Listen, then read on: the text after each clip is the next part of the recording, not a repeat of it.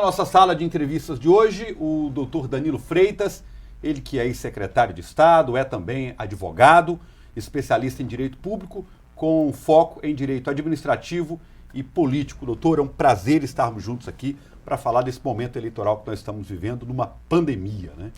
Eu que agradeço o convite, como sempre é um prazer estar aqui e aceito de bom grado toda vez que vamos discutir questões políticas, eleitorais, administrativas e o que interessa à sociedade. Estamos na semana de eleições municipais, diferente de tudo que nós já vivemos, porque estamos no meio de uma pandemia. O que mudou na prática dessa campanha, doutor? Tiago, mudou completamente tudo em relação ao que nós já conhecíamos em termos de propaganda eleitoral, né?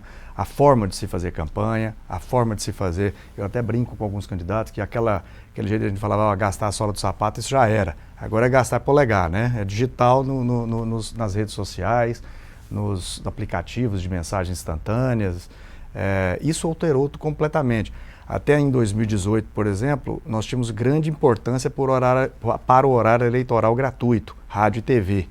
Isso em 2018 perdeu um pouco a importância, porque nós vimos grandes partidos ou as coligações que tinham tempo maior de televisão tiveram pouco proveito de espaço no resultado da eleição. E isso agora mudou.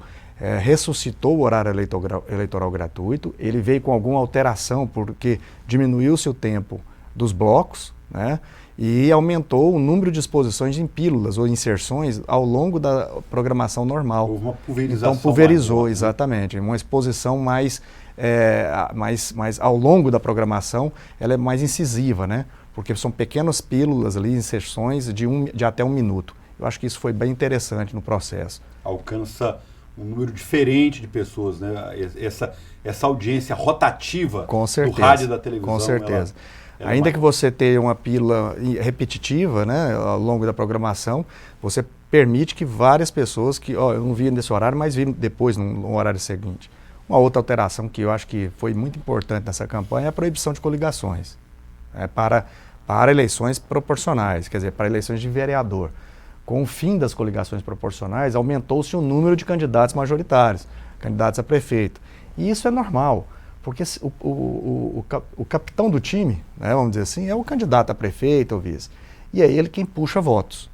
Então, aquele partido que antes se coligava com outros 2, 3 partidos para fazer um número maior na bancada de vereadores, e agora ele vai ter que fazer sozinho. Cada um tem que se virar para montar sua chapa. Exatamente. Né? Então, como nós temos um número limitado de candidaturas, porque ela leva em consideração o número de vagas a serem preenchidas, né? Então, o número de cada Câmara Municipal tem seu número de vereadores.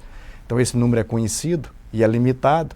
Então, você tem que ter um puxador de voto ou uma exposição maior ao partido, lembrando e considerando aqui que o candidato majoritário, ele tem o número do partido.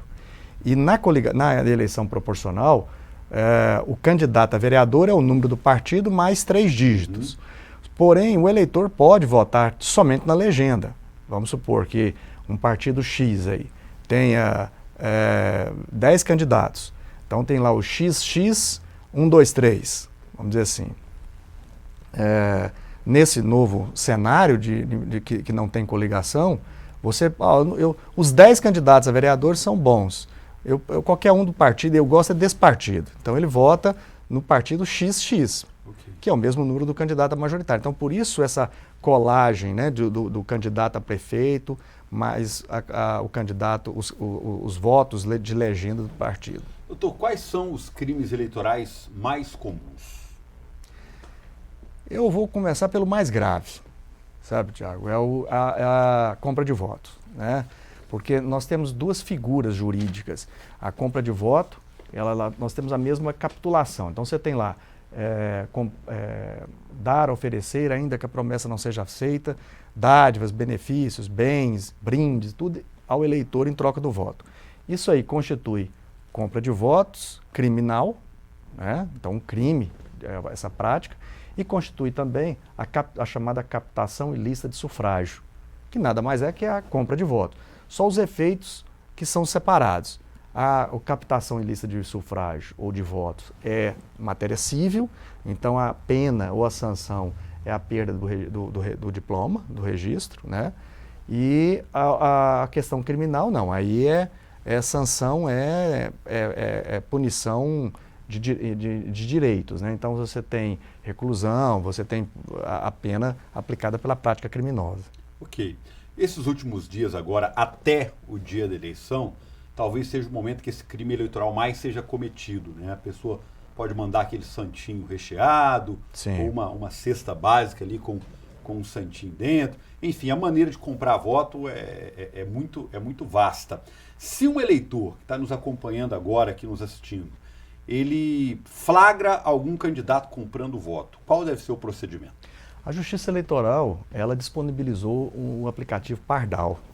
Isso é uma grande ferramenta, porque ele pode, no aplicativo, ele já descrever ali, ó, estou vendo aqui um carro, placa tal, 2 pessoas, 3 pessoas, doando cesta básica no setor tal, não sei o que. Ele faz a denúncia, aquilo ali é imediatamente recebida pela Justiça Eleitoral, e aí os meios de investigação e para punição são instaurados.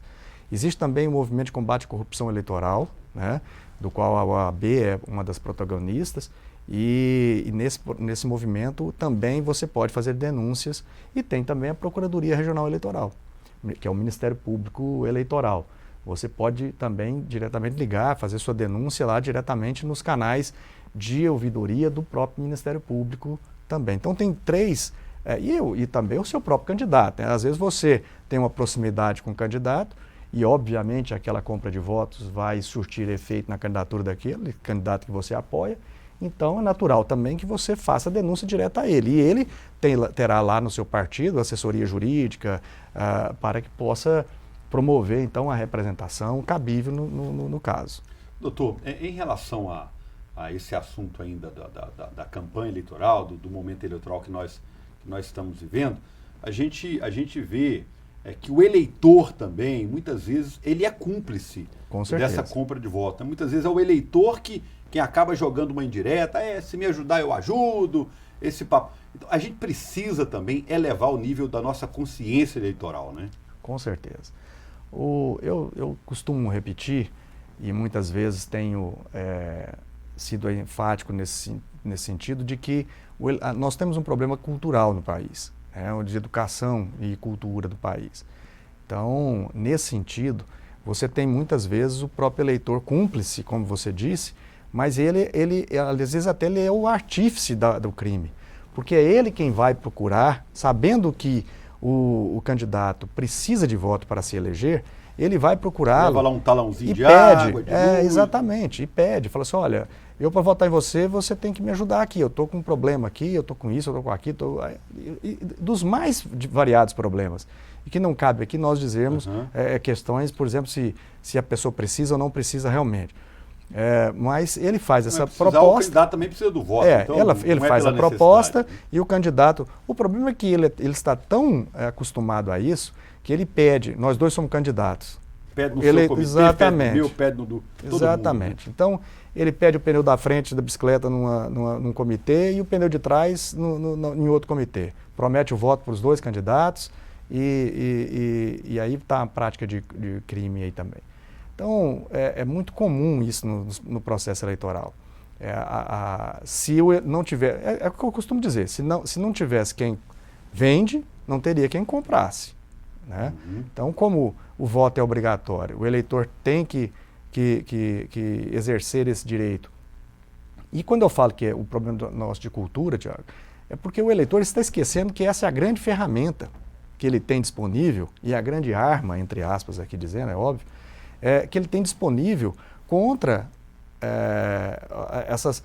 Porque ele não tem direito, se ele não votar, ou se ele vender o voto, ele não tem direito de reclamar depois. Porque nós não estamos aqui para votar naquele que com certeza será o melhor. Porque nós não sabemos. É uma aposta. É uma aposta. Dentre aqueles que estão disponíveis, eu vou escolher um candidato. É um voto de confiança. Se ele vai ou não executar essa confiança de bom grado para mim, vai ser o futuro, os 4 anos de mandato. Mas é esse poder que o eleitor tem, simbolizado por um voto simples que ele vai à urna, é que define 4 anos de mandato na sua cidade. Então, se ele não fizer isso, ele não pode reclamar depois. Doutor, muita gente tem uma visão otimista, dizendo que a política no país está sendo passada a limpo, que nós estamos num processo de limpeza, de moralização. O senhor, como homem público que é, como homem da lei que é, tem esse olhar otimista ou a gente ainda precisa caminhar muito para pegar um nível pelo menos razoável? Tiago, nós estamos vivendo um momento no país, um momento em que você tem uma distensão política.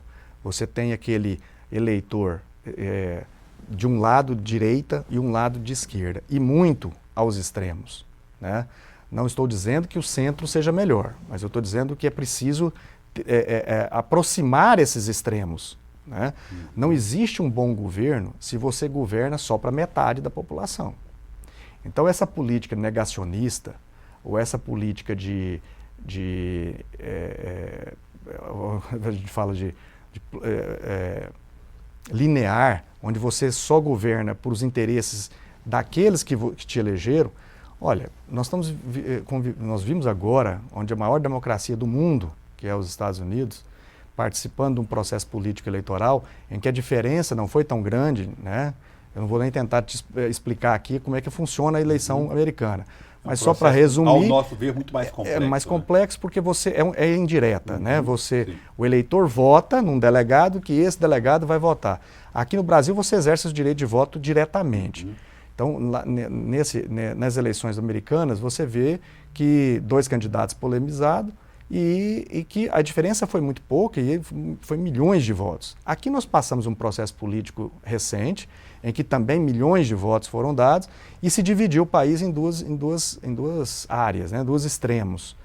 E o que eu faço... A gente já vem dividido desde 2014 na eleição Dilma-Aécio, né? Sim, sim. Mas você tinha um diálogo, né? Você tentava construir pontes com aquele que não foi o eleitor que votou em você, porém, você quer, afinal de contas, ele é brasileiro, né? Então, é um processo em que você tem que, a partir do momento que você elege-se, né, você não tem um eleitor seu, para chamar de seu, vamos dizer, você tem um eleitor brasileiro. E a mesma coisa acontece agora na eleição municipal. Quem será o prefeito eleito ou a prefeita eleita, ele tem que governar para todos os goianienses. E nesse sentido, ele tem que buscar a construção de pontes, aí no sentido figurativo, com aquele que não votou nele. Porque o processo político de gestão, ele também é desgastante.